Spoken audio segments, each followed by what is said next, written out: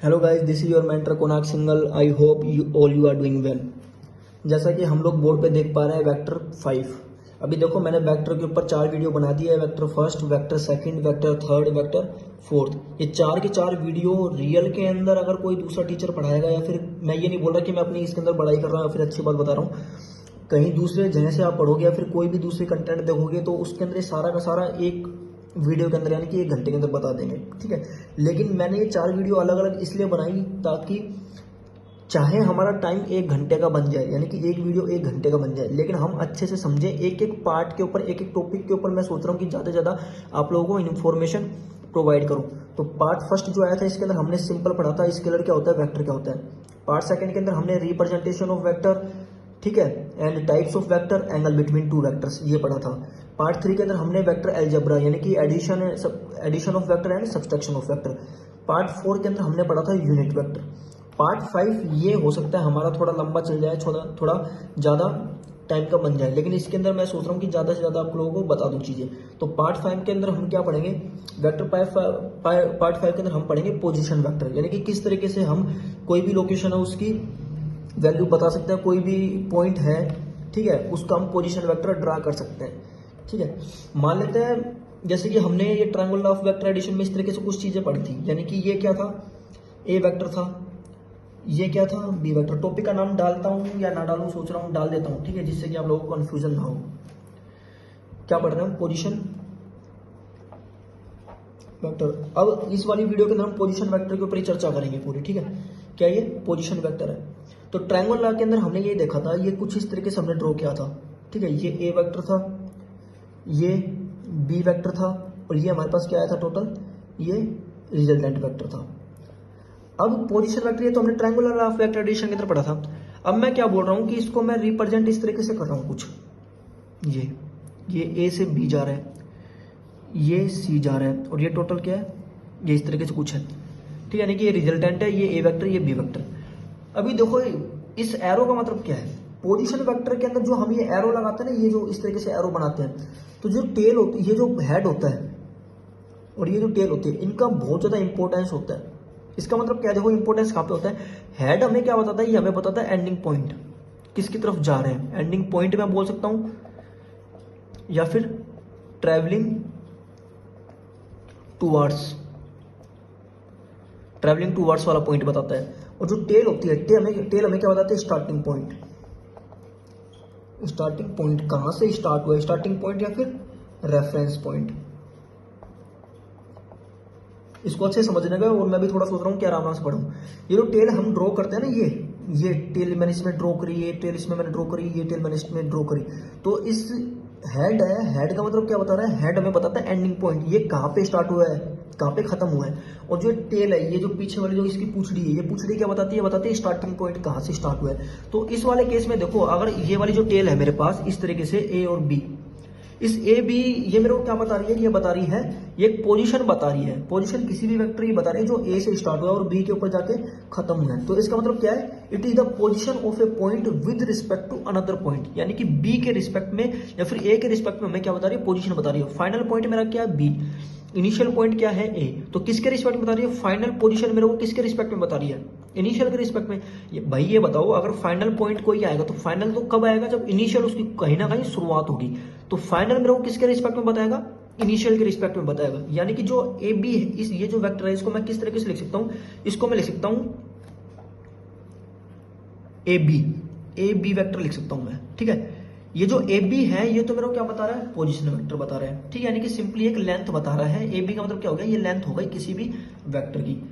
अगर मैं इसकी पोजीशन वेक्टर निकालना चाहता हूं तो मैं किस तरीके से रिप्रेजेंट करूंगा, इसको मैं रिप्रेजेंट करूंगा आर बी ए, इस तरीके से। इसका मतलब क्या हो गया, देखो इसका मतलब हो गया पोजीशन वेक्टर, यानी कि position of B with respect to A. जो आर होता है, ये क्या बताता है, पोजीशन वेक्टर हमें किससे पता लगता है, आर से पता लगता है, कोई भी जो वेक्टर होता है, ठीक है। इस आर बी ए का मतलब क्या है, इस आर बी ए का मतलब है position of B point with respect to A point, यानी कि कुछ इस तरीके से R B minus R A. जो पहले आएगा उसको पहले लिखना है और जो बाद में आएगा उसको माइनस कर देना है, यानी कि ये कुछ पॉइंट इस तरीके से बना है, ठीक है। तो यहां तक क्लियर होगी। अब इस तरीके से हम ये जो हमारा ये जो कॉन्सेप्ट है इसको समझते हैं। हमारा जो आर आता था वो क्या आता था, ए प्लस बी, यानी कि A vector plus B vector. तो इस वाले केस में भी जो ए सी है, ए सी एक तरीके से क्या है, रिजल्टेंट है। तो ए सी किसके बराबर आएगा, ए सी जो वेक्टर वो किसके बराबर आएगा, वो आएगा A B vector plus B C vector. भाई ठीक है तो है, यानी कि A vector plus B vector is equal to में आर वेक्टर। अब इसको इस तरीके से लिखो, पोजीशन के तरीके से लिखो। तो पोजीशन के तरीके से अगर हम लिखेंगे, देखो पोजीशन के तरीके से ये आपस में एक दूसरे के इंटरचेंज हो जाते हैं, यानी कि पोजीशन वेक्टर के तरीके से अगर मैं लिखता हूं तो उसको किस तरीके से लिखूंगा, आर सी ए, ठीक है, इज इक्वल टू में आर बी ए, यानी कि फाइनल पॉइंट, इनिशियल पॉइंट किसके रिस्पेक्ट में, position of C point with respect to A point, इसी तरीके से position of B point with respect to A point plus position of C point with respect to B point. अब इनको अगर मैं इस तरीके से लिखता हूं तो क्या आएगा, देखो फाइनल पहले वाला माइनस दूसरे वाला, यानी कि R C minus R A is equal to में R B minus R A plus इसको लिखेंगे तो R C minus R B. अब बी बी ये पॉजिटिव ये नेगेटिव, तो ये दोनों आपस में मर गए, यानी कि R C minus R A vector किसके बराबर आया, R C vector minus R A vector. यानी कि जो हमने जाना, जो हमने समझा, जो हमने पढ़ा वो सारा का सारा क्या है, ठीक है।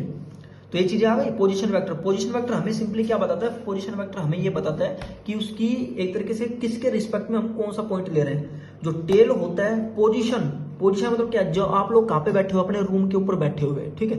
जैसे कि मैं आप लोगों से पूछता हूँ कि दिल्ली और नारनौल है, जैसे कि मैं अभी, मेरा जो शहर है वो नारनौल है, फिर कोई भी हम एक ऐसी सिटी ले लेते हैं जिसको सब कोई जानते हैं, ठीक है। जैसे एक दिल्ली है और एक जयपुर है, ठीक है। मैं बोलता हूं कि दिल्ली की पोजीशन निकालो जयपुर से, या फिर ऐसे बोल सकता हूं कि मैं दिल्ली से गया जयपुर की साइड। तो ये जो एरो है, एरो मेरे को यही तो बता रही है कि भाई कौन बंदा किधर की साइड से जा रहा है। तो मैं क्या निकालूंगा, फाइनल माइनस इनिशियल, यानी कि मेरे को, मैं यहाँ पे 9 बजे चला था, सुबह 9 बजे चला था, मैं यहाँ पे मान लो 3 PM पे पहुंचा।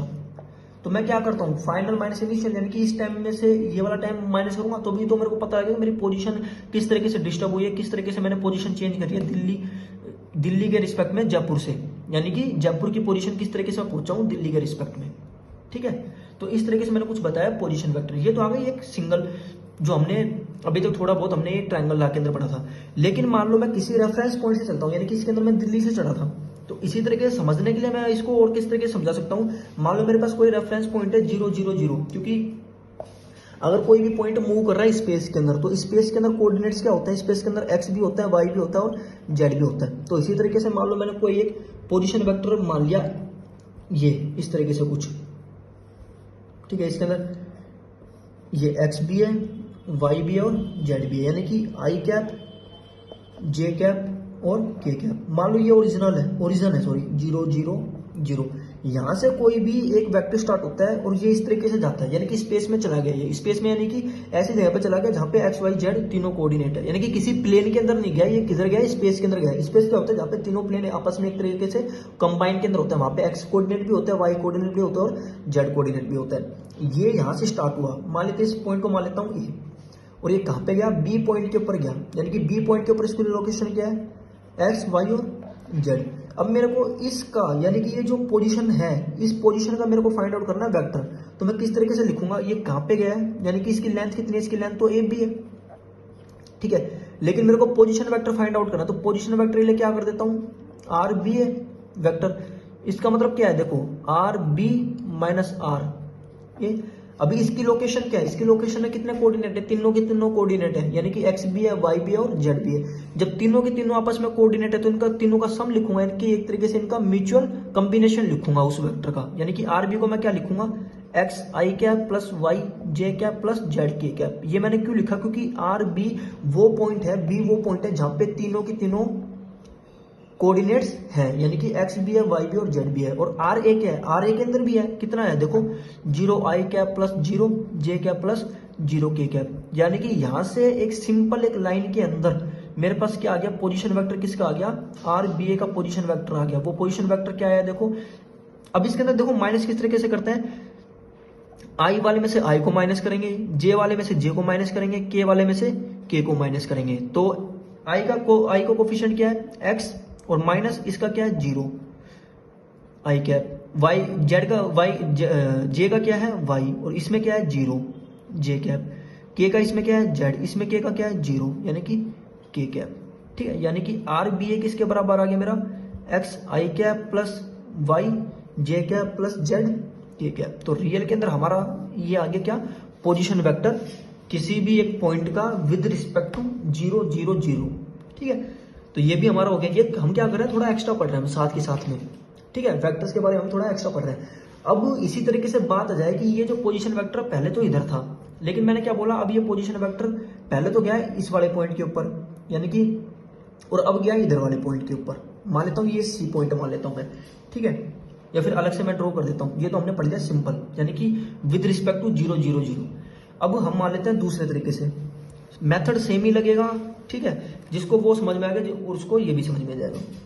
यानी कि इस तरीके से मेरे पास है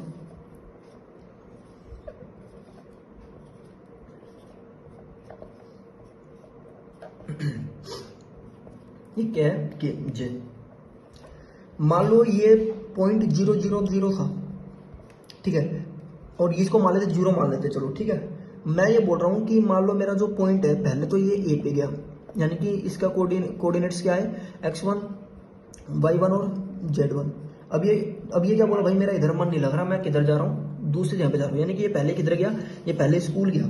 ठीक है, ये A4 क्या है इसका स्कूल है। स्कूल से मान लो किधर गया खेलने के लिए चला गया, किधर बी वाले पॉइंट के ऊपर खेलने के लिए चला गया। तो बी वाले पॉइंट के ऊपर जाएगा तो यहाँ पे भी कुछ ना कुछ इसके कोऑर्डिनेट्स होंगे। वो कोऑर्डिनेट्स क्या है x2 y2 एंड z2, ये इसके कोऑर्डिनेट्स आ गए। ठीक है, यानी कि ये कहां से कहां गया ए से लेके बी तक गया। ठीक है, लेकिन रियल के अंदर ये मान लो इसका घर है, इसको मान लेते हैं स्कूल। ठीक है, इसको मान लेते हैं ग्राउंड, प्लेग्राउंड लिख लेते हैं, और ये मान लेते हैं इसका हाउस। ठीक है, पहले कहाँ पे गया, पहले गया स्कूल, छुट्टी होने के बाद ये कहाँ पे गया ग्राउंड के अंदर खेलने के लिए आएगा। लेकिन हमें फाइंड आउट किसके साथ में करना है, हमें घर के बारे में भी तो चाहिए भाई, घर से कितना दूर है। तो जो ये ओबी है पहले तो लिखो ओए जो पोजीशन ये बता रहा है कहां से कहां तक, हाउस टू स्कूल पोजीशन बता रहा है। ठीक है, इस बच्चे की। उसके बाद ए बी हमें क्या बता रहा है, ए बी बता रहा है किधर से किधर गया ये स्कूल टू ग्राउंड। ठीक है, इसी तरीके से जो ओबी वेक्टर है, ओबी वेक्टर क्या बता रहा है हाउस टू ग्राउंड। ठीक है, यानी कि x1 y1 z1 ये हमें क्या बता रहा है स्कूल की पोजीशन बता रहा है, और x2 y2 और जो z2 है ये हमें क्या बता रहा है, ये बता रहा है हमें ग्राउंड की पोजीशन बता रहा है विद रिस्पेक्ट टू इसके घर से। तो हमें पोजीशन क्या चाहिए, हमें पोजीशन रियल के अंदर क्या चाहिए, ए बी चाहिए भाई। ये आपस में एक दूसरे के कितना डिस्टेंस इसने ट्रेवल किया स्कूल से अपने ग्राउंड तक। तो इसमें कुछ भी निकाल लो देखो, और ये निकालोगे तो हमारे पास ये वैल्यू भी आ जाएगी, ये वैल्यू निकालोगे तो ये भी आ जाएगी। इसके अंदर सिंपली हमें क्या लगाना है, triangular law of factor addition लगाना है। तो रियल के अंदर ये दो साइड है। ठीक है, ये वाली क्या है दो साइड है। ये जब दो साइड होती है तो ये हमें क्या देता है, ये हमें देता है जो रिजल्टेंट देता है। लेकिन इसके अंदर देखो पोजीशन चेंज हो रही है, पोजीशन कहां से कहां चेंज हो रही है, स्कूल से ग्राउंड की चेंज हो रही है। हमने भेजा कहा था उसको, स्कूल भेजा था, लेकिन वो कहां पे गया, ग्राउंड गया। तो पोजीशन चेंज हो रही है इसके अंदर, यानी कि इसमें क्या हो गई पोजीशन, उस बच्चे की पोजीशन चेंज हो गई। वो कहां से कहां चला गया, स्कूल से कहां चला गया, वो चला गया ग्राउंड। तो रियल के अंदर हमें निकालना क्या है, वो कहां पे गया, यानी कि ए से कहां पे गया, बी पे गया। ठीक है, ए से बी का मतलब क्या है, इसको अगर मैं पोजीशन वेक्टर के अकॉर्डिंग अगर मैं तोड़ूं तो रियल के अंदर ए बी वेक्टर किस तरीके से लिखूंगा मैं, अगर हम लिखते हैं ट्रायंगुलर फैक्टर एडिशन के थ्रू, तो ओ बी वेक्टर मेरा क्या आएगा, O B vector O A vector plus A B vector, इस तरीके से लिखेंगे। और रियल के अंदर मेरे को निकालना क्या है, ए बी वेक्टर निकालना है। तो ए बी वेक्टर को मैं क्या लिखूंगा, ए बी वेक्टर को मैं लिखूंगा इधर, ओ बी वेक्टर में से क्या माइनस कर देंगे, ओ बी वेक्टर में से मैं ओ ए माइनस कर दूंगा। ठीक है, अब इसकी पोजीशन किस तरीके से निकालेंगे, देखो ये इसकी अगर पोजीशन वेक्टर निकालते हैं तो आर बी है, यानी कि position of B with respect to A. इसी तरीके से R B O position of B point with respect to reference, reference के इसका घर। इसी तरीके से पोजीशन ऑफ ए यानी कि पोजीशन ऑफ उसके स्कूल विद रिस्पेक्ट टू उसका घर। अब इसके अंदर वैल्यू पुट कर दो भाई, बी की वैल्यू क्या है, आर बी की वैल्यू क्या है ये, यानी कि R B minus R A is equal to में R B minus R O. ये तो देखो मैं प्रूव करा रहा हूं इधर। ठीक है, लेकिन वैल्यू किस तरीके से आएगी ये समझो, आर ओ से आर ओ कैंसिल हो गया, तो आर बी माइनस आर ए ये तो होगा एक दूसरे के इक्वल आ गए। ये तो मैंने आपको प्रूव करा दिया, ठीक है। लेकिन इसकी वैल्यू यानी कि इसका अगर पोजीशन वेक्टर मेरे को फाइंड आउट करना होता, पोजीशन वेक्टर किस तरीके से फाइंड आउट करता, फाइनल माइनस इनिशियल यानी कि बी विद रिस्पेक्ट टू ए, तो मैं क्या करता आर बी माइनस आर ए।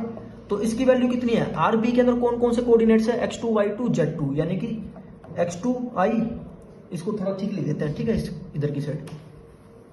ये तो आ गया आप लोगों को समझ में, ठीक है।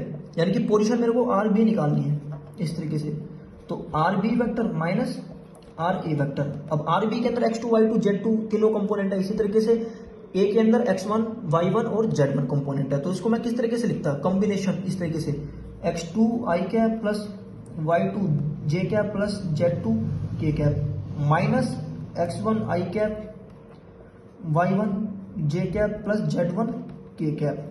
अब दोनों के अंदर मैंने क्या बताया था, आई आई वाले आपस में माइनस होंगे, जे जे वाले आपस में माइनस होंगे और के वाले आपस में माइनस होंगे, यानी कि x2 minus x1 I cap plus y2 minus y1 J cap plus z2 minus z1 K cap. तो ये जो मेरे पास फाइनल जो मेरे पास इक्वेशन आई है, ये क्या बता रही है, ये चेंज ऑफ पोजीशन बता रही है। यानी कि आर जो हमने सिंपली पढ़ा था R A X I plus Y J plus Z के, ये तो मेरे को क्या बता रहा था, ये तो सिंपल मेरे को पोजीशन वेक्टर बता रहा था। लेकिन इस वाले केस के अंदर क्या हो गया, दो पॉइंट आ गए, ए भी आ गए और बी भी आ गए। यानी कि उस बच्चे ने अपनी पोजीशन चेंज कर ली। कहां से कहा गया, वो स्कूल से ग्राउंड में गया तो उसने पोजीशन चेंज करें, तो रियल के अंदर जो आर बी है मेरे को क्या बता रहा है, ये चेंज इन पोजीशन बता रहा है, यानी कि चेंज ऑफ पोजीशन वेक्टर है ये, ठीक है। इस तरीके से इसको हम देखेंगे। अब इसका अगर मेरे पास वेक्टर फाइंड आउट करना हो, यानी कि इसका मैग्नीट्यूड फाइंड आउट करना हो, तो वेक्टर मैग्नीट्यूड किस तरीके से फाइंड आउट करेंगे। जैसे कि मान लो मेरे पास एक कोई भी एक वेक्टर है जो थर्ड स्पेस के अंदर, इसमें तीनों के तीनों क्या है, कोऑर्डिनेट्स है। जैसे कि मैंने अभी इसके अंदर बताया था, कुछ भी इस तरीके से मान लो, ठीक है, ये कोई भी प्लेन होगा, या इसी तरीके से ये मान लो कोई भी प्लेन है, ठीक है। अब इसको मान लो ड्रा करते हैं इस तरीके से कुछ, ये मेरे पास y हो गया, ये मेरे पास x हो गया और ये मेरे पास क्या हो गया, z हो गया। इधर तो क्या आएगा मेरा i आएगा, इधर की साइड क्या आएगा, j आएगा और इधर की साइड मेरे पास क्या आएगा, k आएगा। मान लेते हैं इस वाले पॉइंट का, ये मैं मान रहा हूँ x1 मान रहा हूँ, ठीक है। मैंने अपनी मर्जी से कुछ भी ले लिया, ये x1 पॉइंट ले लिया, ये जहां पे ये y के ऊपर कट कर रहा है ये y है और ये क्या है, z है, z1 है, ठीक है। तो x एक्सिस के अंदर इसकी जो वैल्यू है वो कितनी है, 0 0, ठीक है। y एक्सिस के अंदर कितनी वैल्यू है, 0 y 0, क्योंकि हमें पता है कि x के अंदर जब कोई भी सिर्फ x के अंदर होगा तो उसके y और z 0 होते हैं, y के अंदर जब वो होता है तो उसके x और z 0 होते हैं। इसी तरीके से जो z के अंदर होता है तो x और y 0 होते हैं। तो इसको इस तरीके से लिखेंगे 0 0 z1। अब इन तीनों का कौन सा वो पॉइंट होगा, उसको उन तीनों का जो पॉइंट होगा वो कोई ना कोई ये वाला पॉइंट होगा, ठीक है। क्योंकि ये वाला पॉइंट तो एक्स वाई के अंदर है, ये वाला पॉइंट वाई जेड के अंदर है, ये वाला पॉइंट किधर है, एक्स जेड के अंदर है। तो ये वाला पॉइंट एक ऐसा पॉइंट है जो किधर है, ये स्पेस के अंदर इसको बोलेंगे, यानी कि ये तीनों की तीनों कोऑर्डिनेट के अंदर है, 3 कोऑर्डिनेट के अंदर है। 3 कोऑर्डिनेट यहाँ पे क्या अवेलेबल है। 3 कोऑर्डिनेट मतलब क्या हो गया, इसका जो पॉइंट है वो क्या है, वहां पे x1 भी है, x भी है, y भी और z भी है। तो इसका जो मैग्नीट्यूड होगा इस रेफरेंस पॉइंट से, यानी कि इस 0 पॉइंट से इसका ये कितनी दूर है, तो उसको हम क्या बोलेंगे, उसको हम बोलेंगे पोजीशन वेक्टर स्पेस के अंदर किसी भी पॉइंट का, ठीक है। तो उसको हम किस तरीके से लिखेंगे, r कोई भी मान लो मेरे पास जनरल पोजीशन है, इस पोजीशन के लिए a और o, ये कोई भी मेरे पास पोजीशन है, तो मैं इसको क्या लिखूंगा, r और a o लिखेंगे, ठीक है, यानी कि R A minus R O. अब यहाँ पे तो ये तो क्या होता है 0, यानी कि आर ए की पोजीशन मैं किस तरीके से लिख रहा हूँ, x1 I cap plus y1 J cap plus z1 K cap. और ये तो 0 होता है, तो 0 आप अगर आप लिखना चाहो तो लिख लो, अदरवाइज मत लिखो। तो मैं सीधा ऐसे लिख रहा हूँ, क्योंकि आर 0 की क्या वैल्यू होगी, 0 आई कैप प्लस 0 जे कैप प्लस 0 के कैप। तो इसको जब माइनस करेंगे तो हमारे पास फाइनल रिजल्ट यही आएगा। तो आर ए ओ का पोजीशन वेक्टर तो मेरे पास आ गया ये, लेकिन इसको मेरे को क्या चीज का मैग्नीट्यूड चाहिए। तो मैग्नीट्यूड अगर मैं इसका निकालता हूं तो मैं क्या करूंगा, वेक्टर के बाद मॉडुलस। तो मॉडुलस का मैंने आपको पहले ही बता दिया। तो क्या करेंगे, इसके जो कोफिशिएंट होते हैं आई जे और के जो कोफिशिएंट होते हैं, यानी कि x1 का स्क्वायर प्लस y1 का स्क्वायर प्लस z1 का स्क्वायर, और इसके ऊपर क्या कर देंगे, इसके ऊपर कर देंगे अंडर रूट। तो ये मेरे पास क्या होगा, ये होगा मैग्नीट्यूड ऑफ ए वेक्टर, किसी भी वेक्टर का मैग्नीट्यूड या फिर किसी भी पोजीशन वेक्टर का मैग्नीट्यूड, क्योंकि हम पोजीशन वेक्टर पढ़ रहे हैं तो इसकी पोजीशन देख रहे हैं, ए की पोजीशन देख रहे हैं विद रिस्पेक्ट टू ओ, तो यहाँ पे हम क्या बोलेंगे magnitude of A position vector. और हमारे पास कोई भी जनरल हमें पास गिवन होता, कोई भी वेक्टर हमारे पास गिवन होता तो उसका हम मैग्नीट्यूड इस तरीके से फाइंड आउट कर लेते हैं। तो इसको इरेज कर रहा हूं मैं, ठीक है, जिसको छापना है वो इसके अंदर से अच्छे से छाप लेना, ठीक है, इरेज कर देता हूं मैं इसको, ठीक है। अभी मान लो एक क्वेश्चन मैं करवा देता हूँ, ठीक है, जल्दी से एक क्वेश्चन ही कराऊंगा मैं, ज्यादा इसलिए नहीं करा रहा क्योंकि वीडियो थोड़ी लंबी चल जाती है और 1 घंटे की वीडियो होने के बाद शायद आप लोग भी नहीं देख पाते, जितना मैं तैयार करता हूँ मटेरियल वो शायद आप लोगों तक नहीं पहुंच पाता ज्यादा टाइम की वीडियो बनने के बाद, ठीक है। मान लो मैं कोई भी एक क्वेश्चन ले रहा हूँ, ठीक है, मान लो मैंने इस तरीके से क्वेश्चन लिया 2i कैप, ठीक है, प्लस 6j कैप प्लस सी ले लिया मैंने, यानी कि सी का मतलब क्या, मेरे को जेड की वैल्यू नहीं पता, जेड की वैल्यू कितनी है, लेकिन मैंने कंडीशन क्या दे दी कि मेरे पास ये एक वेक्टर है और इसके अंदर मेरे को वैल्यू फाइंड आउट करनी है, यानी कि फाइंड सी, सी की मेरे पास क्या करनी है, सी की वैल्यू मेरे पास फाइंड आउट करनी है। और एक कंडीशन और क्या दे दी, एक कंडीशन मेरे को मैंने ये दे दी कि जो ए वेक्टर है मेरा क्या है, ये यूनिट वेक्टर है, ठीक है। अब यूनिट वेक्टर का मतलब क्या हो गया, ए इस तरीके से लिखेंगे यूनिट वेक्टर को, भाई इस तरीके से तो लिखते हैं, ये लिखते हैं यूनिट वेक्टर इस तरीके से लिखते हैं। अब यूनिट का वेक्टर का मतलब क्या हो गया, ये जो कंप्लीट है मेरे पास, यानी कि यूनिट वेक्टर मेरे पास क्या है, यूनिट वेक्टर इसका मैग्नीट्यूड कितना है 1, और मैग्नीट्यूड 1 कब आता है, जब हम क्या करते हैं कोफिशिएंट का स्क्वायर प्लस में सबको कर देते हैं और उसके ऊपर क्या कर देते हैं अंडर रूट कर देते हैं, यानी कि अगर इसका यूनिट वेक्टर है यानी कि इसका मैग्नीट्यूड कितना है, इसका मैग्नीट्यूड है 1, यानी कि ये वाली जो चीज है ये जो मैग्नीट्यूड इसकी कितनी है 1 है, तो मैग्नीट्यूड यानी कि इस तरीके से कुछ इसको इक्वल टू 1 रखेंगे। और इसका मतलब क्या है, यानी कि मॉडुलस का मतलब क्या है 2 का स्क्वायर प्लस 6 का स्क्वायर प्लस c का स्क्वायर, और अब इसके ऊपर क्या कर देंगे अंडर रूट और उसको कर देंगे इक्वल टू 1, क्योंकि इसका मैग्नीट्यूड यानी कि यूनिट वेक्टर यानी कि मैग्नीट्यूड क्या है उसका 1 है, इधर लिख रहा हूं मैं, दिख नहीं रहा होगा ये 1। अब दोनों साइड स्क्वायर कर दो, स्क्वायरिंग और बोथ साइड करने के बाद क्या मिलेगा, इसका आ जाएगा 4, ये आ जाएगा 36 और प्लस c स्क्वायर, ये ऐसे रखने दो, ये स्क्वायरिंग और बोथ साइड करेंगे तो ये स्क्वायर हो जाएगा, यानी कि चलो पहले सोल्व करते हैं स्टेप वाइज, ये 40 plus C square under root is equal to में 1। अब मैं क्या कर रहा हूँ स्क्वायरिंग ऑन बोथ साइड, दोनों साइड मैंने क्या कर दी स्क्वायर कर दिया, तो स्क्वायर करने के बाद इस तरीके से कुछ वैल्यू बनेगी 40 प्लस सी स्क्वायर और 1 स्क्वायर, तो ये 2 तो ये कैंसिल हो जाएगा, अंडर रूट कैंसिल हो जाएगा, तो रियल में बचेगा क्या 40 plus C square equal to में 1, ठीक है, क्योंकि 1 का स्क्वायर कितना होता है 1 होता है। तो हमारे पास वैल्यू कितनी आई -40, कितनी आई, इसके अंदर देखो कितनी अच्छी वैल्यू पता लगी -40 पता लगी। तो अभी मेरे को एक बात बताओ कि कोई भी वैल्यू एक ऐसी पॉसिबल है सी की, अगर हम सी का स्क्वायर करते हैं यानी कि सी का अंडर रूट करते हैं तो कितना आएगा -40। और आप लोगों ने अगर 9th के अंदर पढ़ा है, क्योंकि 9th के अंदर आ जाता है imaginary value, imaginary and real value, तो रियल वैल्यू तो कौन सी होती है जो नंबर लाइन के ऊपर होती है, और इमेजिनरी क्या होती है जो नंबर लाइन के ऊपर नहीं होती।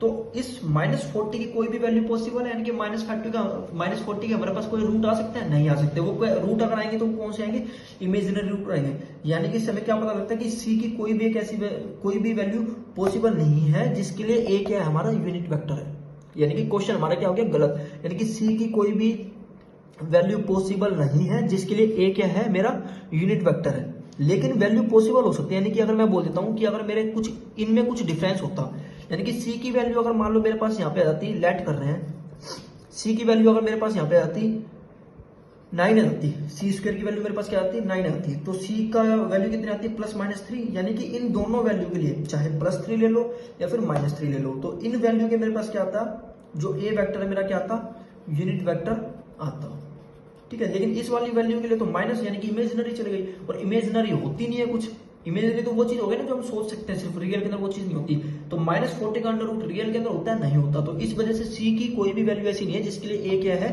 यूनिट वेक्टर है। लेकिन अगर सी की वैल्यू आती मेरी 9, तब जाके मेरे पास 2 वैल्यू आती है प्लस और माइनस, क्योंकि हमें पता है कि +3 भी नंबर लाइन के ऊपर होता है और -3 भी नंबर लाइन के ऊपर होता है, तो वो वैल्यू जो नंबर लाइन के ऊपर होती है वो रियल वैल्यू होती है, तो जब उसकी रियल वैल्यू है तो ए कहीं ना कहीं तो यूनिट वेक्टर लाई करेगा ना हमारा, ठीक है।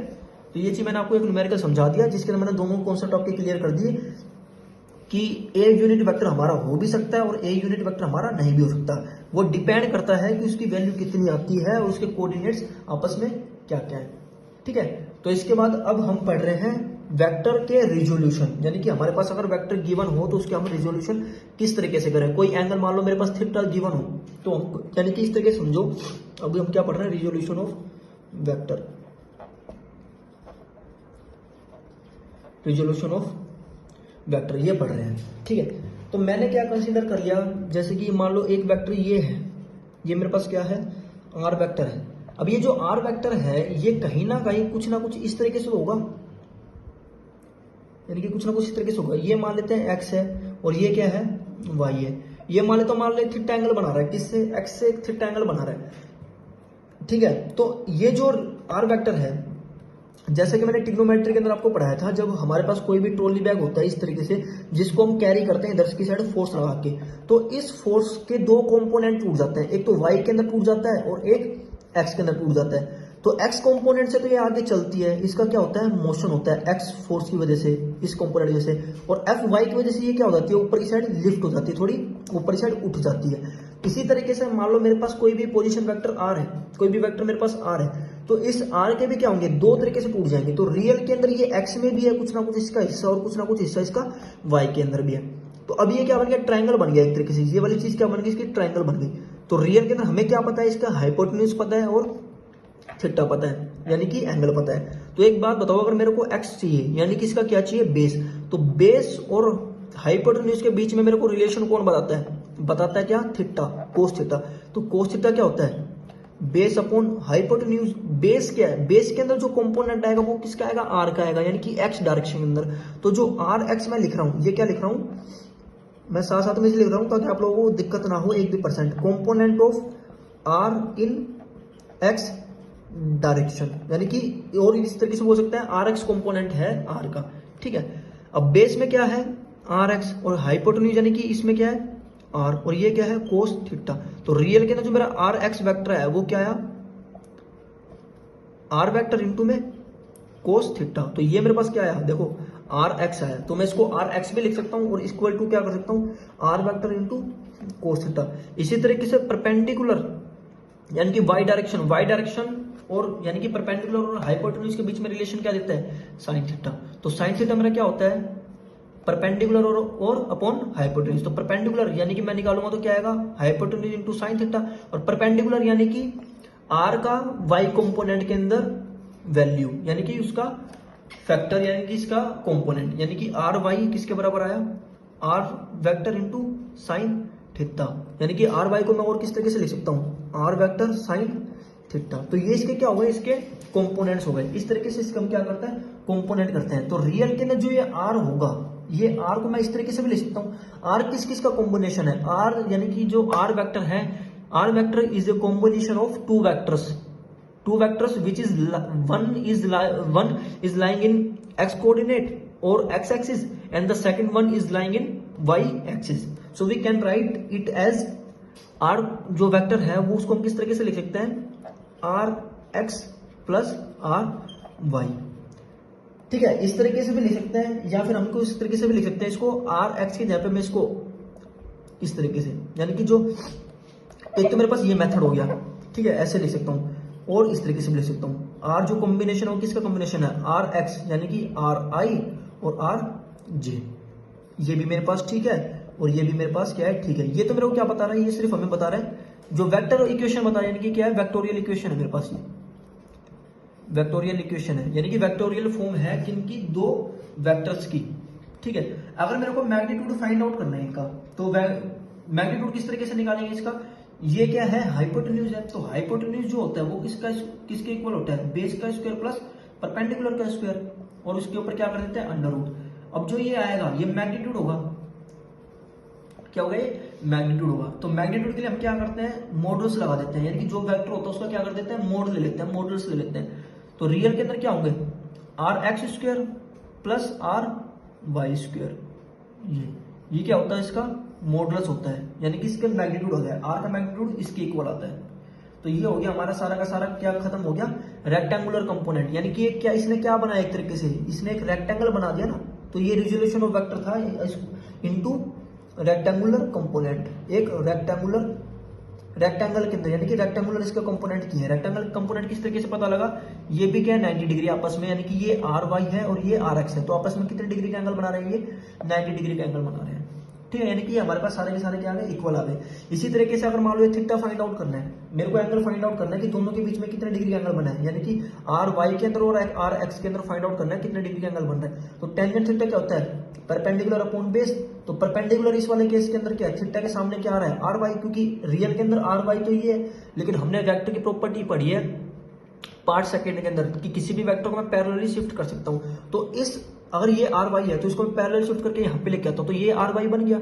और इस वाली ट्रायंगल के अंदर ये अगर मैं ट्रायंगल कंसीडर करता हूँ तो थीटा के सामने क्या है, आर वाई, और इसका बेस क्या है, आर एक्स, यानी कि R Y upon R x.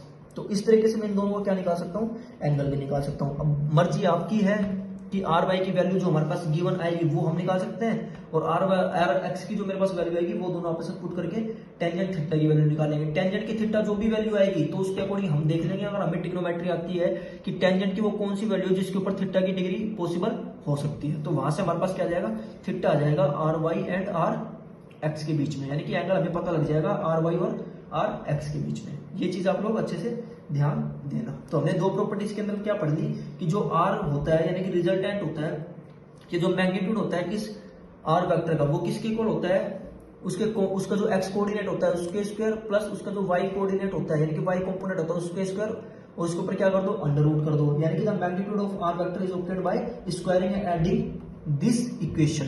Okay, second point हमने क्या पढ़ा, the direction of the R vector is obtained by dividing R Y by R X. ठीक है, ये हमने इसके अंदर दो प्रॉपर्टी अच्छे से पढ़ ली है।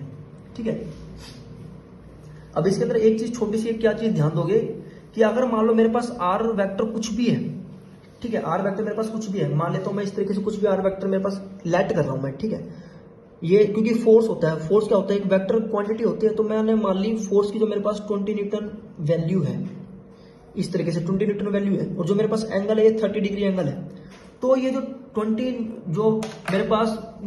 न्यूटन फोर्स मेरे पास किसी ना किसी एक एंगल के ऊपर लगा है, इसके कंपोनेंट्स होंगे कुछ ना कुछ। क्या कंपोनेंट्स होंगे, एक एफ एक्स होगा और एक क्या होगा, एफ वाई होगा। तो एफ एक्स यानी कि एक्स डायरेक्शन के अंदर क्या कंपोनेंट है। अब देखो कुछ टीचर क्या रटा दे देंगे, कुछ बच्चे किस तरीके से रट लेते हैं, जो एक्स के अंदर आता है वो आता है कोस, और जो वाई के अंदर आता है वो क्या आता है, साइन आता है, जो कि क्या है, बिल्कुल गलत है। इधर मैं लिख भी देता हूं, आप भी लिख लेना अपनी कॉपी के अंदर, क्या है ये, बिल्कुल गलत है। ठीक है, इसके बचाव के लिए हमें रटना क्या चाहिए, रटना या फिर हम बोल सकते हैं किस तरीके से याद करना चाहिए, जो थीटा वाली साइड होगी, थीटा वाली साइड के साथ में कौन सा कंपोनेंट आएगा, थीटा वाली साइड के साथ में आएगा कोस थीटा, और जो दूसरी वाली साइड बन जाएगी यानी कि दूसरी वाली जो साइड होगी उसके साथ में कौन सा कंपोनेंट आएगा, उसके साथ में आएगा साइन थीटा। जैसे कि इस वाले केस के अंदर थीटा यहाँ पे है, तो थीटा जब यहाँ पे है तो थीटा की साइड वाली कौन सी आ गई, ये वाली आ गई, तो यहाँ पे तो क्या आएगा, एफ एक्स किसके बराबर आएगा, एफ एक्स जो आएगा वो एफ कोस थीटा के बराबर आएगा। इसी तरीके से दूसरी वाली साइड बच गई वो किसके बराबर आएगी, साइन, यानी कि एफ वाई क्या आएगा, एफ साइन थीटा, यानी कि एफ एक्स की वैल्यू क्या आई, देखो एफ की वैल्यू पुट करो 20 और कोस 30 डिग्री की वैल्यू होती है √3/2, तो एफ एक्स किसके बराबर आया, देखो एफ एक्स आया मेरा 20 से कैंसिल कर देंगे तो 10√3, और इसी तरीके से जो एफ वाई आया, एफ वाई किसके बराबर आएगा, एफ साइन थीटा, तो एफ की वैल्यू कितनी है 20 और साइन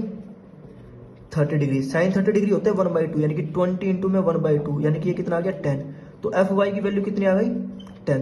तो एक चीज आप लोगों को देखने को मिल रहा है कि अगर मेरे पास कोई भी वेक्टर है, अगर ये 10 है ये 20 है, जब इसको मल्टीप्लाई करेंगे यानी कि 10 इंटू में 1.717 करेंगे तो किसकी वैल्यू कितनी आएगी, 17.17 आएगी, और एफ वाई की वैल्यू मेरे पास कितनी आएगी, 10 आएगी। तो दोनों की दोनों वैल्यू क्या है, रियल के जो ओरिजिनल मेरे पास वेक्टर है, ओरिजिनल वेक्टर से दोनों की दोनों वैल्यू क्या है, कम है। तो हमेशा एक चीज दे देना, ध्यान दे लेना, जो ओरिजिनल वेक्टर होगी, ओरिजिनल जो वेक्टर होगा इसका जो मैग्नीट्यूड होगा वो ऑलवेज ग्रेटर देन होगा किससे, कंपोनेंट से, यानी कि कंपोनेंट से हमेशा बड़ा होगा ओरिजिनल वेक्टर का मैग्नीट्यूड। ये चीज ध्यान देना है आप लोग अच्छे से।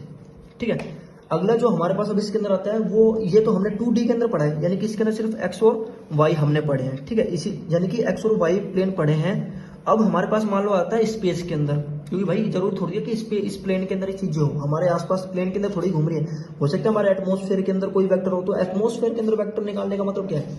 एटमॉस्फेयर में वेक्टर निकालने का मतलब क्या है? 3D वेक्टर, यानी कि इसको हम किस तरीके से जानेंगे, जो बुक के अंदर किस तरीके से गिवन होता है, बुक में लिखा होता है रेक्टेंगुलर कंपोनेंट, वो तो हमने पढ़ा प्लेन के अंदर 2D के अंदर। अब इसके अंदर हम क्या पढ़ेंगे? Rectangular component of A vector in 3D। तो of A vector in 3D का मतलब क्या है? 3D के अंदर। तो इस तरीके से कुछ, ठीक है, जो हमने पीछे बनाया था, जो क्यूब बनाया था ना, इस तरीके से देखो, ये मान लो मेरे पास क्यूब था इस तरीके से। मान लो पीछे से कोई नॉइस वगैरह है तो उसके ऊपर आप ध्यान मत देना, क्योंकि घर के अंदर देखो वीडियो ऐसी बनती है ना, मेरे पास कुछ इक्विपमेंट है, नॉइस कैंसिल करने का मेरे पास कुछ है नहीं, तो आप लोग जो मैं पढ़ा रहा हूँ उसके ऊपर ही ध्यान देना, ठीक है। ये मान लो मेरे पास क्यूब है, ये एक्स है, ये वाई है और ये जेड है। अभी देखो इसके अंदर ये हमारे पास पॉइंट आया था, अब ये जो पॉइंट आया था ये हमारे पास क्या होगा? ये मेरे पास कोई भी आर होगा जो रिजल्टेंट होगा, इधर की साइड क्या होगा? आर एक्स होगा, और ऊपर की साइड क्या होगा? आर वाई होगा, और नीचे इधर जेड के डायरेक्शन के अंदर होगा पोजीशन वेक्टर जेड डायरेक्शन के अंदर क्या होगा। अभी इसके अंदर देखो कुछ चीजें गिवन होती है, गिवन भी होती है, प्लस में हम पढ़ते भी है। ये जो आर रिजल्टेंट है वो एक्स के साथ में कितना डिग्री एंगल बना रहा है? एक्स के साथ में मान लो वो बना रहा है अल्फा, ठीक है। और जो आर वेक्टर है ये वाई के साथ में कितने डिग्री का एंगल बना रहा है? आर के साथ में ये मैं मान लेता हूं बीटा मान लेता हूं, ठीक है। इसी तरीके से जो ये आर वेक्टर है, ये जो आर वेक्टर है ये जेड के साथ में कितने डिग्री का एंगल बना रहा है? जेड के साथ में ये बना रहा है गामा। जरूरी नहीं कि सारे के सारे इक्वल है, जरूरी नहीं कि सारे के सारे अनइक्वल हो, ठीक है। मान लेता हूं आर एक्स के साथ में ये बना रहा है अल्फा एंगल, आर वाई के साथ में बना रहा है बीटा एंगल, और आर जेड के साथ में बना रहा है ये गामा एंगल। तो एक बात बताओ, जैसा कि हमने पीछे वाले रिजोल्यूशन के अंदर पढ़ा था, अगर इस आर को मैं आर एक्स के अंदर यानी कि हॉरिजॉन्टल डायरेक्शन में मैं तोड़ता हूं, यानी कि इस आर का जो एक्स कंपोनेंट होगा वो रियल के अंदर तो क्या है? आर एक्स है, लेकिन अल्फा डिग्री के एंगल, किसके डिग्री के एंगल? अल्फा डिग्री के एंगल, अल्फा डिग्री के अकॉर्डिंग जो आर एक्स है, आर एक्स वो क्या है? यानी कि जो आर मेरा है वो किसके बराबर है? आर एक्स, वो आर कोस अल्फा के बराबर है। सिमिलरली जो आर वाई है, आर वाई बीटा डिग्री के अकॉर्डिंग क्या है? R cos beta. इसी तरीके से सिमिलरली जो आर जेड कंपोनेंट है वो क्या है? R cos gamma. अभी देखो मैंने इसलिए बताया था आप लोगों को कि कुछ बच्चे क्या रट लेते हैं, जो एक्स के अंदर आए वो हमारा कोस होगा, जो वाई के अंदर आएगा वो साइन होगा। अब एक बार बताओ, साइन और कोस तो आपने पढ़ लिया, जेड भाई साहब क्या करेगा? तो इसलिए मैंने आपको बताया था कि जिस साइड के साथ में एंगल बनेगा उसके साथ में कोस वाला फंक्शन आएगा, और जो दूसरी वाली जो साइड हमारी बच जाएगी उसके साथ में क्या आएगा? साइन वाला फंक्शन आएगा, ठीक है। तो इस वाले केस के अंदर देखो हम क्या देख पा रहे हैं कि एक्स के अंदर आ गया आर कोस अल्फा, वाई के अंदर मेरा क्या आ गया? आर कोस बीटा, और जेड के अंदर क्या आ गया? R cos gamma. अभी एक बात बताओ, कोस अल्फा को मैं इस तरीके से लिख सकता हूं आर अपॉन आर एक्स, ठीक है, आर एक्स अपॉन आर, ठीक है, आर एक्स अपॉन आर। इसी तरीके से कोस बीटा को मैं क्या लिख सकता हूं? आर वाई अपॉन आर, और सिमिलरली कोस गामा को मैं क्या लिख सकता हूं? R Z upon R. अभी इनके कुछ ना कुछ पोजीशन भी होंगे, यानी कि इसकी पोजीशन क्या होगी? एक्स पोजीशन होगी, ठीक है। इसी तरीके से इसकी पोजीशन क्या होगी? वाई जे, इसकी होगी एक्स आई, और इसकी क्या होगी? जेड के। लेकिन जो ये वाला पॉइंट है भाई साहब, जो कहां पे? स्पेस के अंदर है, इसके अंदर तीनों के तीनों कंपोनेंट होंगे ना, कि एक्स आई भी होगा, वाई जे भी होगा, और जेड के भी होगा। तो इसको हम किस तरीके से और लिख सकते हैं? देखो ये कोस अल्फा क्या होगा? X I plus Y J plus Z के अपॉन एक्स आई। इसी तरीके से कोस बीटा को मैं किस तरीके से लिख सकता हूं? देखो x I plus Y J plus Z के अपॉन वाई जे, ठीक है, यानी कि वाई डायरेक्शन के अंदर ये कंपोनेंट है, सही कर रहे हैं? नहीं, ऊपर देखो, ऊपर एक्स डायरेक्शन के अंदर है, तो ऊपर लिखेंगे एक्स आई, यानी कि इस तरीके से। अभी देखो जो गलती हुई है ना, इसी वजह से ये देखो गलती जानबूझ के नहीं हुई, ये तो लिखते लिखते हो गई, ध्यान नहीं रहा मेरा। तो इससे क्या हुआ? इस गलती से ये मत समझना कि भाई मेरे को कुछ नहीं आता है फिर कुछ भी है। देखो गलती सबसे होती है, इस गलती से आप लोगों को सीखने को क्या मिला कि मैंने क्या गलती करी थी और अब क्या राइट वे के अंदर मैं लिखने वाला हूँ। तो आर एक्स के अंदर एक्स वाला कंपोनेंट है, ये चीज ध्यान देना। नीचे क्या कॉम्बिनेशन है, यानी कि इस तरीके से। तो कॉम्बिनेशन हम किस तरीके से लिखते हैं? X I plus Y J plus Z के, ये कॉम्बिनेशन लिखते हैं। इसी तरीके से कोस बीटा, तो ऊपर क्या? आर वाई, यानी कि Y J upon x I plus Y J plus Z के। इसी तरीके से कोस गामा को मैं क्या लिखूंगा? जेड के upon combination of both the three, यानी कि x I plus Y J plus Z के। ठीक है, जल्दी जल्दी मैं इसलिए पढ़ा रहा हूँ ताकि ये हमारा कंप्लीट हो जाए, ज़्यादा लंबी वीडियो भी ना बने। अब एक बात बताओ, तीनों को अगर मैं स्क्वायर करके ऐड कर देता हूँ, यानी कि कुछ इस तरीके से इधर लिख देता हूँ, इधर लिख देता हूँ, दिख जाएगा। ठीक है, यानी कि तीनों को मैंने equation first, equation second, equation third, जब मैं तीनों का स्क्वायर कर देता हूँ इस तरीके से, beta plus cos square gamma, तो क्या कंडीशन बन जाएगी? देखो ऊपर देखो, ये नीचे वाला तो सारे के सारे क्या है, सेम ही है। जब नीचे वाले सारे के सारे सेम हैं तो इससे हमें क्या पता लगेगा? जब नीचे के नीचे, देखो मैंने क्या बताया, नीचे के नीचे सारे वाले सेम हैं, तो जब नीचे यानी कि डिनोमिनेटर सेम होता है तो ऊपर वाले क्या हो जाते हैं? ऐड हो जाते हैं। लेकिन ऐड किस तरीके से होंगे? स्क्वायर है, यानी कि किस तरीके से ये कुछ बन जाएगा, इस ये वाला कंडीशन, यानी कि एक्स आई इसका स्क्वायर प्लस ये क्या है, वाई जे इसका स्क्वायर, और ये क्या है, जेड के इसका स्क्वायर, और अपॉन में क्या है, ये रियल के अंदर अपॉन में क्या है ये। अब देखो ये जो आर मैंने लिखा है ऊपर, देखो हमने साथ साथ में गलती भी सीखते जा रहे हैं कि गलती हम क्या कर रहे हैं और किस तरीके से हम इसको सुधार सकते हैं। ये जो मैंने आर लिखा है ये मैग्नीट्यूड के अंदर है, यानी कि क्योंकि देखो हमने क्या पढ़ा था, जो थीटा डिग्री एंगल होता है तो एंगल तो हमारा क्या होता है, वेक्टर सॉरी स्केलर होता है, तो स्केलर के अंदर हमें क्या होना चाहिए, ऊपर मैग्नीट्यूड लेना है दोनों के दोनों, यानी कि इस तरीके से हमारे पास क्या आएगा, ये मैग्नीट्यूड आएगा, इसका भी मैग्नीट्यूड आएगा, इसका भी मैग्नीट्यूड आएगा। इसी तरीके से जो हमारे पास आई जे के लिखे थे ये भी क्या है, आपस में ये हट जाएंगे।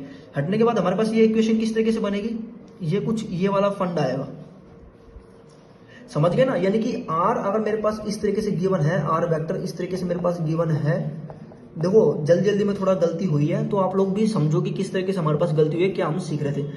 ये आर वेक्टर हमारे पास इस तरीके से गिवन होता है, तो आर वेक्टर का जब मैं मैग्नीट्यूड करता हूं तो मैं किस तरीके से करता हूं, इनके जो कोफिशिएंट होते हैं इनका स्क्वायर कर देता हूं, इनको सबको ऐड करता चलता हूं, तो और ऊपर से क्या कर देता हूं, अंडर रूट भी लगा देता हूं। तो इस वाले केस में मैंने क्या किया, इस तरीके से मैंने किया है कि सभी का सभी अंडर रूट मेरे को करना है, यानी कि मेरे को क्या निकालना है, इनका मैग्नीट्यूड निकालना है। तो मैग्नीट्यूड निकालने के लिए जो आर है, ये जो आर है मेरे पास, इसमें देखो जल्दी जल्दी वीडियो बनाने के चक्कर के अंदर देखो कितनी गलती हुई है, तो आप लोग भी समझो मैंने क्या इसमें थोड़ी मिस्टेक करी है और किस तरीके से आप लोग बच भी सकते हो। ये जो आर मेरे पास जो मैग्नीट्यूड होगा, ये जो मैग्नीट्यूड मेरे पास आर मैग्नीट्यूड होगा, इस आर मैग्नीट्यूड के अंदर रियल के अंदर होगा क्या, यही तो चीजें होंगी।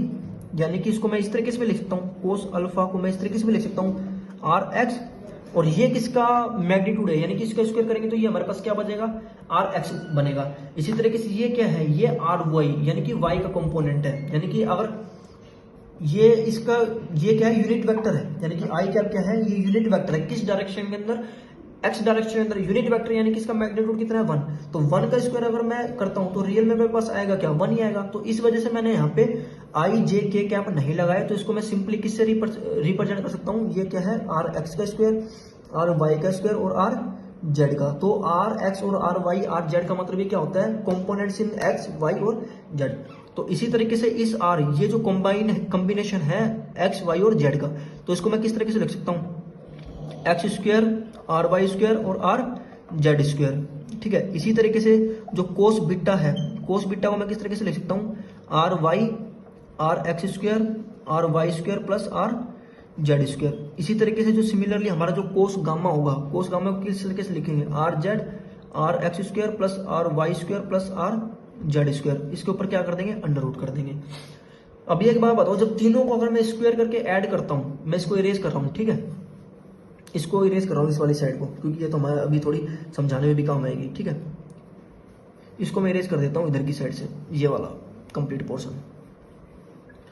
अब हम क्या कर रहे हैं, ये जो आर एक्स है, ये कोस बीटा, ये आर वाई, तीनों को यानी कि इन तीनों को cos alpha cos beta cos gamma तीनों का स्क्वायर कर रहे हैं और तीनों को ऐड कर रहे हैं, यानी कि ये कुछ इक्वेशन इस तरीके से बन जाएगी, cos square alpha plus cos square beta plus cos square gamma. अब इनके अंदर देखो ये सारे के सारे आपस में क्या है, सारे के सारे आपस में नीचे का नीचे क्या है, एलसीएम सारा का सारा कॉमन है, और इनका जब स्क्वायर करेंगे तो नीचे वाले का भी स्क्वायर आएगा। तो जब नीचे वाले का स्क्वायर, यानी कि मैं एक कंपोनेंट इधर लिख के दिखा रहा हूं, उसी तरीके से सारे के सारे होंगे, यानी कि कोस ये हमारे पास था, इसका स्क्वायर कर दिया।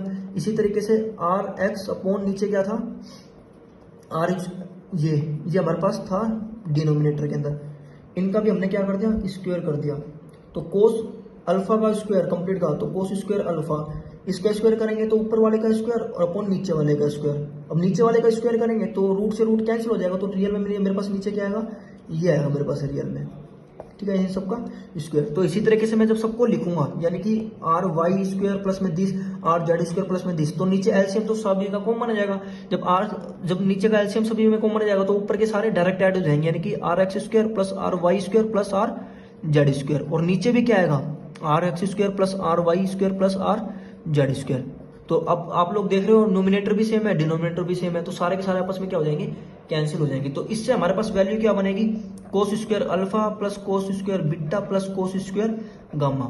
गामा ये किसके बराबर आएगा, ये 1 के बराबर आएगा। तो इससे हमें क्या पता लगा कि जब वेक्टर 3D के अंदर होता है तो उसके जो रेक्टेंगुलर कंपोनेंट्स का जो सम होता है, यानी कि एक्स वाई और जेड जो कंपोनेंट्स का जो सम होता है वो किसके इक्वल आता है, उसका जो मैग्नीट्यूड आता है वो 1 के इक्वल आता है। और इसको किस तरीके से लिख देते हैं, जो ये क्या है, ये एक्स डायरेक्शन के अंदर है, ठीक है, ये क्या है, ये वाई डायरेक्शन के अंदर है, और ये क्या है कि ये किस डायरेक्शन के अंदर है, जेड डायरेक्शन के अंदर है। तो इसको हम किस तरीके से रिप्लेस, ये भी हमारे पास ठीक है, ये तो हमारे पास हो गया एंगल फाइंड आउट करने का तरीका। जैसे कि हमें 2 एंगल दे दे, वाई डायरेक्शन के अंदर एंगल दे दे, जेड डायरेक्शन के अंदर एंगल दे दे, तो हमें एक्स का निकालना हो तो एक्स का हम निकाल सकते हैं भाई। दोनों का वैल्यू निकालने के बाद 1 में से माइनस कर देंगे और स्क्वायर रूट कर देंगे, तो हमारे पास अल्फा यानी कि एक्स डायरेक्शन के साथ में कितना डिग्री का एंगल बन रहा है वो हमारे पास आ जाएगा। और हमें इस तरीके से क्या गिवन दे देंगे, इसको हम रिप्लेस कर देते हैं, एक्स वाई जेड को हम रिप्लेस कर देते हैं एल से, एम से और एन से, यानी कि ये किसके बराबर होगा, एल किसके बराबर होगा, कोस अल्फा से, एम किसके बराबर होगा, कोस बीटा के, और एन किसके बराबर होगा, कोस गामा के। तो इनकी जगह पे यानी कि इनकी जगह पे जब एल एम एन पुट मैं करूंगा तो क्या वैल्यू बनेगी, L square plus M square plus N square, ये किसके बराबर आएगी, 1 के बराबर आएगी। यानी कि जो एल एम एन है ये क्या है, ये क्या है, डायरेक्शन कोसाइन है, यानी कि एल एम एन कोस लग रहा है, कोस तो लग रहा है, और अल्फा बीटा गामा ये क्या बता रहे हैं, डायरेक्शन बता रहे हैं, कितने डिग्री का एंगल किस डायरेक्शन के साथ में बता रहे हैं। यानी कि जो एल एम एन है, एल एम एन ये क्या बता रहे हैं, ये क्या है, डायरेक्शन कोसाइन, यानी किसके बारे में बता रहे हैं, डायरेक्शन कोसाइन के बारे में बता रहे हैं। ये चीज अच्छे से आप लोग क्या रखोगे, ध्यान रखोगे। तो यही मेरे को आज लोग आप लोगों को बतानी थी, क्योंकि ये चीजें इंपॉर्टेंट थी और इसके बारे में हमें पता भी होना चाहिए कि किस तरीके से आते हैं। हालांकि बोर्ड के अंदर तो ये आता ही है, प्लस में ये हमारे कंपटीशन के अंदर भी आता है, तो ये चीजें हमें अच्छे से ध्यान होनी चाहिए। पोजीशन वेक्टर क्या होता है, कंपोनेंट्स किस तरीके से टूटते हैं 2D के अंदर और 3D के अंदर, क्योंकि जो कंपोनेंट्स का तोड़ने का तरीका है, यानी कि आर एक्स और आर वाई के अंदर जो तोड़ने का तरीका है, ये हमारे सभी जगह काम आएगा ऑलमोस्ट। जब हम रिजोल्यूशन करेंगे फोर्स का, क्योंकि फोर्स वाला चैप्टर जब हम पढ़ेंगे, फोर्स यानी law of motion, motion and it's law of motion, ठीक है, ये सब चीजें जब हम पढ़ेंगे तो इसके अंदर फोर्स हमें किसी भी एंगल के ऊपर दे देगा, जनरली इस तरीके से एंगल के ऊपर दे दिया, अब बोलेगा इस डायरेक्शन के अंदर फाइंड आउट करो, इस डायरेक्शन के अंदर फाइंड आउट करो ये जो फोर्स है, तो हम किस तरीके से फाइंड आउट करेंगे। चलो इसके अंदर मैं बता भी देता हूँ, अभी थोड़ी वीडियो के अंदर टाइम है, ठीक है, ये एफ है, ये एक्स है और ये वाई है। मान लेता हूं 2 एंगल है मेरे पास, थीटा और अल्फा, तो 4 थीटा डिग्री एंगल है, ये अच्छे समझने, थोड़ा एक्स्ट्रा बता रहा हूं मैं, ठीक है, 4 थीटा डिग्री। थीटा के लिए जो एक्स कंपोनेंट होगा, एक्स कंपोनेंट में क्या आएगा, एफ कोस थीटा, और वाई कंपोनेंट के लिए क्या आएगा, वाई कंपोनेंट के लिए F sine theta, theta degree के लिए। इसी तरीके से 4 alpha degree angle, alpha degree के अंदर एंगल के अंदर एफ एक्स तो आएगा एफ साइन अल्फा, और एफ वाई क्या आएगा, एफ वाई आएगा एफ कोस अल्फा। तो इसके अंदर देखो कुछ टीचर क्या रटा देते हैं, कुछ टीचर तो नहीं रटाते, खैर ठीक है, ये बात तो कहना गलत होगी, टीचर रटा देते हैं, लेकिन जो बच्चे होते हैं ना वो बच्चे क्या समझ लेते हैं, क्योंकि जनरली जो टीचर एग्जाम्पल लेते हैं वो नीचे की साइड एग्जाम्पल लेते हैं, जो एंगल इधर की साइड होता है, तो टीचर बोलता तो ये है कि एक्स वाला कंपोनेंट क्या आएगा, कोस थीटा आएगा, लेकिन बच्चे क्या समझ लेते हैं कि एक्स वाला कंपोनेंट है हमेशा ही क्या आएगा, कोस थीटा वाला आएगा, जो कि क्या हो जाता है, वो गलत हो जाता है। इसके अंदर देख लो आप लोग, जहां की साइड जो थीटा होगा, जिस साइड के साथ में जो एंगल थीटा बना है, जिस साइड के साथ में एंगल बनेगा वो साइड हमारी कोस आएगी, और जो दूसरी वाली साइड बच गई वो क्या बन जाएगी, हमारी साइन। तो इस वाले केस में देखो, अगर ये अल्फा नहीं होता तो जिस साइड के साथ में एंगल बना रहा है वो तो आ गया कोस, यानी कि एफ एक्स है, और जो दूसरी साइड बच गई उसके साथ में आ गया साइन। इसी तरीके से मान लो ये थीटा ना होता, ये अल्फा होता, तो जिस साइड के साथ में एंगल बना रहा है वो तो आ गया कोस, और जो दूसरी साइड बच गई वो आ गया साइन। तो इसके अंदर बात आ गई ना, यानी कि हम लोग ऐसा नहीं बोल सकते कि एक्स के अंदर हमेशा कोस आएगा या फिर वाई के अंदर हमेशा साइन आएगा, वो डिपेंड करता है कि एंगल किसके साथ में बनाना है। जिसके साथ में एंगल बनाएगा, इधर मैं लिख देता हूं हिंदी में, जिस साइड के साथ में एंगल बनाएगा, जिस साइड के साथ एंगल बनेगा वो कोस, ठीक है, कोस साइड होगी, कोस वाली साइड होगी, कोस वाली साइड होगी। जिसके साथ में नहीं बनेगा, जिस साइड के साथ एंगल नहीं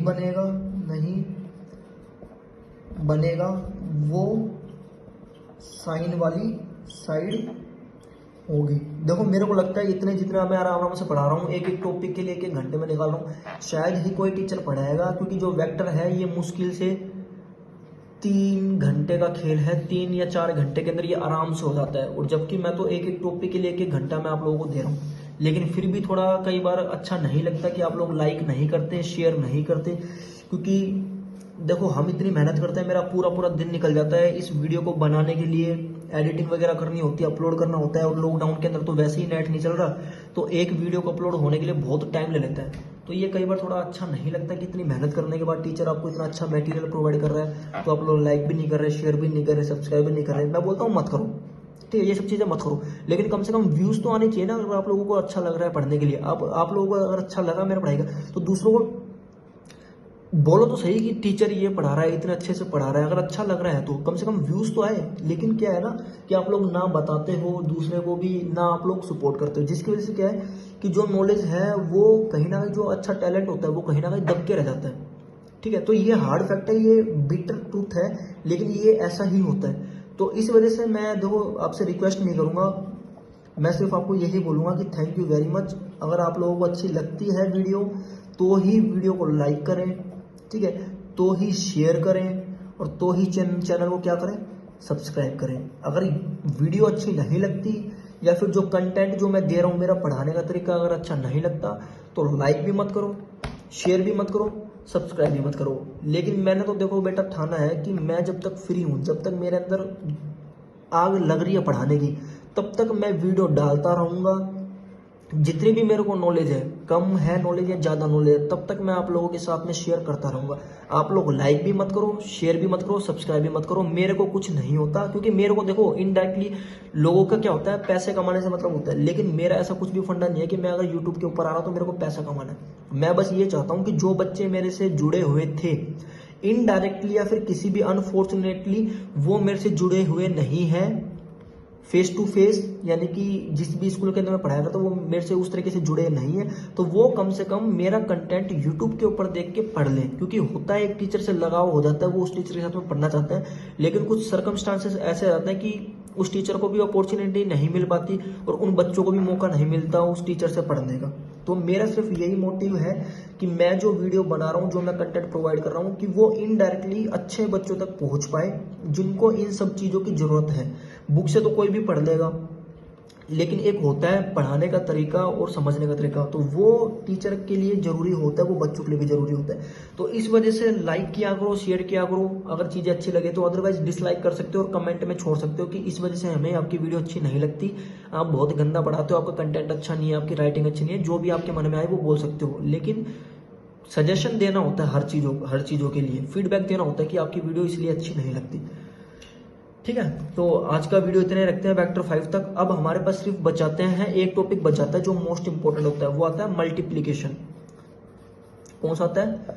मल्टीप्लीकेशन ऑफ वेक्टर। तो मल्टीप्लीकेशन के अंदर हमारे पास 2 चीजें आती है, एक तो आता है स्केलर प्रोडक्ट, एक आता है हमारे पास वेक्टर प्रोडक्ट। तो हमने कंप्लीट पढ़ लिया, यानी कि अब हमने 80% कंप्लीट पढ़ लिया।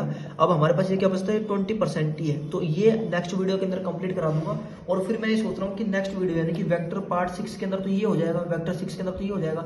और जो वेक्टर 7 है, यानी कि वेक्टर जो पार्ट 7 है, वेक्टर पार्ट 7 के अंदर मैं लेके आता हूँ न्यूमेरिकल, जिसके अंदर क्या होगा, हर एक टाइप के न्यूमेरिकल डालूंगा, यानी कि 7 के 7 यानी कि 6 के 6 पार्ट के न्यूमेरिकल मैं इसके अंदर कंबाइन कर दूंगा।